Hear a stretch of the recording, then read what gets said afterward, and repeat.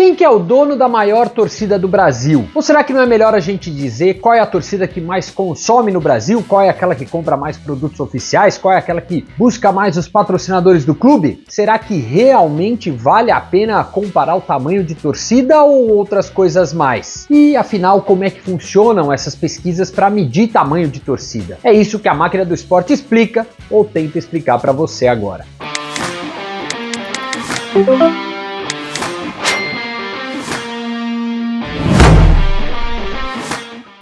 Salve, salve galera, seja muito bem-vindo, eu sou o Eric Betting, você está no Máquina Explica. Semanalmente a gente traz algum assunto para tentar esmiuçar um pouquinho mais, trazer os bastidores e tentar explicar para você o que está por trás do negócio do esporte. Se você é fã do esporte, se você é torcedor de time e tudo mais, é uma oportunidade de você conhecer um pouquinho mais os bastidores. E se você trabalha com esporte, o Máquina Explica é o seu lugar para você estar bem informado, bem antenado, coisas que só a Máquina do Esporte traz para você, formando há 18 anos os líderes da indústria do esporte no Brasil e na América Latina. Bom, pessoal, hoje a gente vai falar um pouquinho sobre as pesquisas de torcida. Pois é, por que isso? Porque em abril a gente teve a publicação de 2 estudos diferentes sobre tamanho de torcida no futebol brasileiro. Ou melhor, que também traz informações sobre tamanho de torcida, mas a mídia em geral acaba falando mais dessa questão, quem é o líder, quem é o segundo, quem é o terceiro, quem é o quarto, e no final das contas a gente traz muita confusão e pouco conteúdo prático, principalmente para quem trabalha no esporte. E é isso que a gente vai tentar explicar para você como funcionam um pouco essas pesquisas, antes de você dizer: ah, mas isso daí, pesquisa, ninguém nunca me entrevistou e tudo mais. A gente vai tentar explicar um pouco desse passo a passo, explicar como isso acontece e aí sim, discutir os resultados que as 2 pesquisas mais recentes trouxeram. Primeira coisa é a seguinte, vamos parar com essa história de dizer, só porque eu não fui entrevistado, essa pesquisa não vale a pena. Ou então, só porque eu não concordo com o resultado dela, ela não vale a pena. A última eleição presidencial no Brasil mostrou que as pesquisas estão funcionando bem dentro das margens de erros que existem. É uma questão que foi muito colocada em questionamento na última eleição e que tem por trás todo um discurso para tentar desconstruir e desmerecer vitória de um ou de outro candidato. E isso a gente tem que transportar para o universo do esporte. Por quê? Porque a base em que se faz a pesquisa de tamanho de torcida é exatamente a mesma base que há 50 anos a gente faz pesquisas no Brasil. Isso acontece da seguinte forma: antes só existia praticamente o Ibope como instituto, o Datafolha também fazia pesquisa e tal. As pesquisas basicamente eram feitas antes de modo presencial, com as pessoas entrevistando uma base mais ou menos de 2.000. Os entrevistadores entrevistavam 2.000 pessoas espalhadas pelo Brasil. Quase sempre essas pesquisas eram feitas com amostragem proporcional a cada região do país. Então você tinha os dados estatísticos do IBGE dizendo quantas pessoas moram na região sudeste, região norte, região sul, enfim, por aí vai. E aí você fazia essa amostragem. Então de 2.000 pessoas, você entrevistava o equivalente a tantos por cento da população que mora no sudeste, outras em outras regiões e tudo mais. Por uma questão de custo, geralmente as pesquisas ficavam mais centralizadas em poucas cidades. Então isso é importante por quê? Porque às vezes as pesquisas traziam muito mais opinião das grandes cidades, porque era mais barato você realizar o estudo. O grande ponto é o seguinte: país continental, um tamanho enorme do Brasil, com várias diferenças entre regiões e entre capitais e interiores, ou litorais no caso do Brasil. Muitas vezes o pensamento, por exemplo, de uma região do interior de São Paulo é muito diferente da capital. E por aí vai, né? Quanto mais populoso é o local, mais disparidade a gente vai ter. É natural, é estatístico, no final das contas. E aí que entra a questão da gente discutir tamanho de torcida. Por quê? Essas pesquisas geralmente são feitas sem o intuito de fazer ela exclusiva sobre esporte, futebol no caso. Geralmente é uma pesquisa que está atrelada a uma pesquisa maior sobre hábitos de consumo, sobre várias coisas que as pessoas fazem no seu dia a dia. E aí, entre essas perguntas, muitas vezes tem lá, para que time você torce? E aí para mais ou menos nisso. Por isso que também, desde, dos anos 90, quando começaram a ter esses rankings, anos 80 tinha um ou outro, mas a partir dos anos 90, quando começou a ficar mais recorrente, o próprio interesse da mídia em divulgar isso, a gente passou a ter pesquisa que era embutida dentro de outras pesquisas. Então elas perguntavam muito pouco sobre esporte. De um tempo para cá tem uma ou outra pesquisa que aprofunda mais, tem até uma empresa especializada mais nessa área, que é a Sport Track, que geralmente faz alguns levantamentos. Mas também, por uma questão de custo, quase todos esses levantamentos têm sido feitos online. E não tem problema nenhum levantamento online. Ele existe, é bem feito e estatisticamente é válido. O grande problema do online é que muitas vezes você não sabe quem está do outro lado provado se a pessoa está falando a verdade ou não. Quando você está na rua, a pessoa não tem muito o que fazer, ela tem que apresentar o documento de identidade. Falo isso que eu já fui alvo de pesquisa uma vez na minha vida. Você apresenta o documento de identidade, diz onde você mora, né, região e tudo mais, e aí você vai respondendo as perguntas do questionário, leva uns 10, 15 minutos para dar atenção a tudo. Se você está na internet, por exemplo, você pode ir pesquisando, você não sabe pergunta, e muitas vezes tem isso, a pessoa fica com vergonha de não saber a resposta, ela inventa uma resposta ou tenta buscar alguma coisa. Por isso que a gente às vezes vê assim, a resposta espontânea, resposta estimulada. É quando você chega e fala assim, da Série A do Campeonato Brasileiro, para quem que você torce? O cara fala um time que tá na Série B, ou fala um time que nem joga o Campeonato Brasileiro. E a resposta estimulada é aquela, entre esses times, qual você torce? Mas não é bem o caso dessas pesquisas, não. O que acontece é o seguinte, no começo de abril, a CNN Sports, a Rádio Itatiaia, que são do mesmo dono, e o Instituto Quest divulgaram uma primeira pesquisa que trouxe resultados que todo mundo interpretou de um jeito, mas eles estavam interpretados de uma maneira errada. Todo mundo colocou como quem são as maiores torcidas do Brasil. E aí você tinha lá, a classificação era Flamengo, Corinthians, Palmeiras, São Paulo, aí vinha Atlético Mineiro, Cruzeiro e só depois o Vasco como sétimo colocado. A primeira coisa que foi feita ali foi desmerecer o Instituto Quest. Por quê?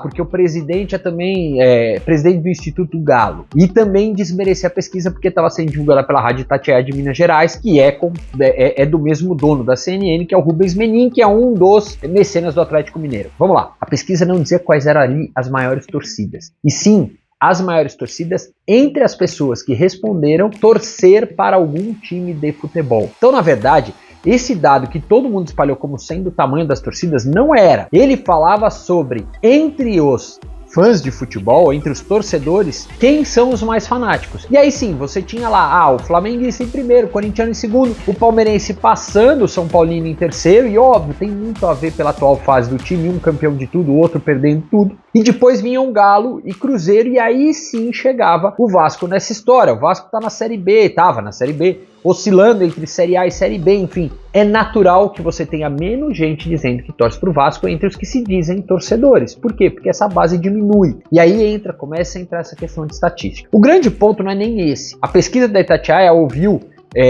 pessoas em mais de 300 municípios. Foi a primeira vez que foi uma pesquisa tão abrangente em termos de cidades alcançadas. E além disso, ela foi específica para medir hábitos dos torcedores com o futebol. Tem muito a ver interesse, obviamente, da CNN e do Rubens Menin especificamente com o lançamento da Arena MRV do Galo. Então a gente tem que entender o momento que veio essa pesquisa. E aí o que acontece é, no meio desse cenário, a gente tem uma pesquisa que vai trazer alguns outros hábitos. Essa pesquisa foi destrinchada várias vezes. O Instituto Quest prometeu divulgar o PDF completo da pesquisa, algo que ele sempre fez com a Genial durante a pesquisa eleitoral que teve nos últimos anos, mas que até agora não veio. Então não dá pra gente entrar e esmiuçar tanto essa pesquisa, é muito mais o que foi divulgado. A primeira divulgação, que era essa, saiu totalmente deturpada. Então, saiu-se uma impressão que o Vasco já estava como sétima maior torcida do país. Não, não é isso. E aí a gente começa a entrar nessa minha discussão. Será que realmente discutir o tamanho da torcida vale a pena? Porque a gente não sabe, no final das contas, se tem realmente entre os 30% quase de flamenguistas que existem no Brasil, quantos deles consomem? Aí você faz a outra conta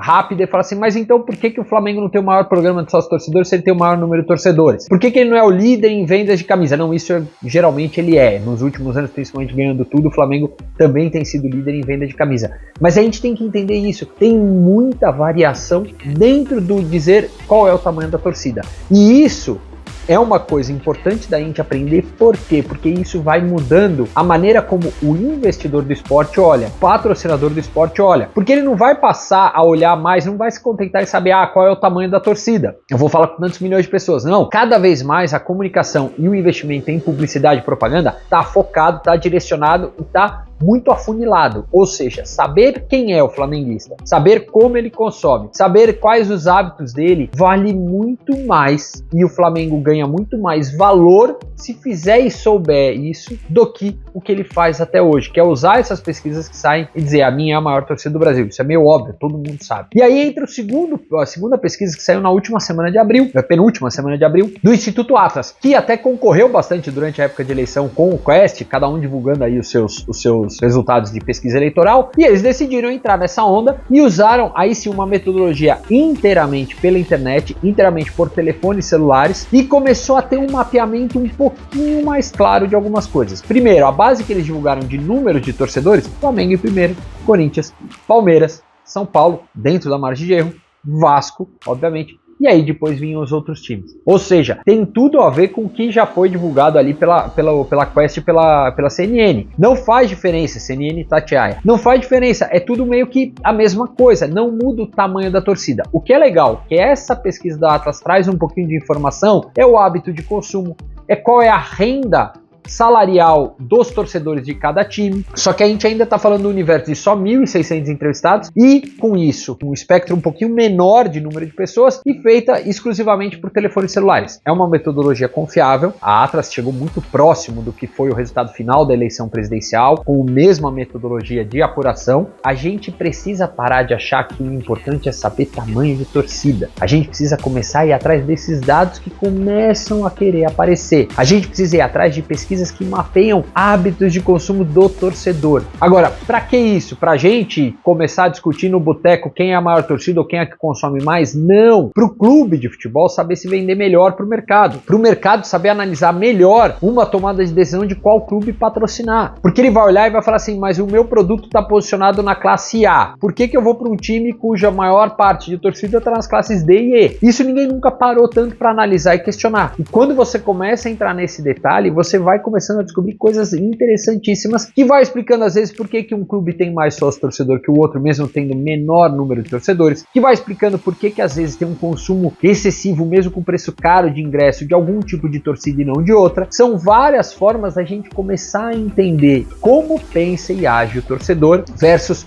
qual é o número de torcedores. Até porque, eu sempre brinco, o futebol é o único produto no Brasil que existe que tem que saber se comunicar com todas as classes sociais. Não é com uma ou com outra, são com todas. Ele vai vender a área VIP para o cara da classe A e vai ter que achar um jeito de se comunicar com o cara da classe E, que vai ter objeto de desejo de consumo do clube, do ídolo, da torcida e muitas vezes está afastado e cada vez mais afastado do futebol. A gente vai tendo cada vez mais um problema social, que é afastando as camadas mais pobres da população do consumo do futebol, algo que antes era muito fácil de acontecer e que, qual é o problema disso? E aí a pesquisa ajuda a entender. Se a gente vai afastando esse público do futebol, a gente vai diminuindo o tamanho do mercado do futebol. E aí é menos dinheiro entrando no final das contas para consumo do esporte como um todo. Qual é a maior torcida do país? Isso é o que menos importa. Saber quem são esses torcedores, o que eles pensam e como eles agem, já é algo bem mais interessante. E até hoje, a gente tem raríssimas pesquisas que podem trazer esses questionamentos. E pior ainda, a gente tem raríssimos clientes interessados em comprar essa pesquisa. Será que com o universo das SAFs, com o desenvolvimento ainda maior do investimento das empresas no esporte, a gente não vai começar finalmente a mudar essa história? Pelo menos 10 anos, que é um desejo pessoal meu de ver isso mudar, mas que ainda não chegou a hora de acontecer. A gente não está evoluído como o mercado americano, como o mercado inglês, de saber direitinho quem é o torcedor, como ele age, como ele pensa e usar isso como objeto de valor para vender o seu produto para um interessado e patrocinador. Acho que deu para entender um pouquinho esse universo das pesquisas, mas mais do que isso, hoje esse nosso Máquina Explica tenta elucidar para você. O mais importante de saber quem é maior é realmente saber melhor quem é que torce por um time de futebol. Você já sabe, diariamente, maquinadoesporte.com.br tem tudo sobre o universo do marketing esportivo, tem tudo sobre qual vai vender desse mercado, o que está acontecendo, quem patrocina o quê, quais os valores envolvidos nesses negócios. E aqui, semanalmente, o Máquina Explica traz um vídeo novo trazendo algum ponto, algum detalhe mais aprofundado sobre os negócios do esporte no Brasil e no mundo. Até sexta-feira que vem. Tchau!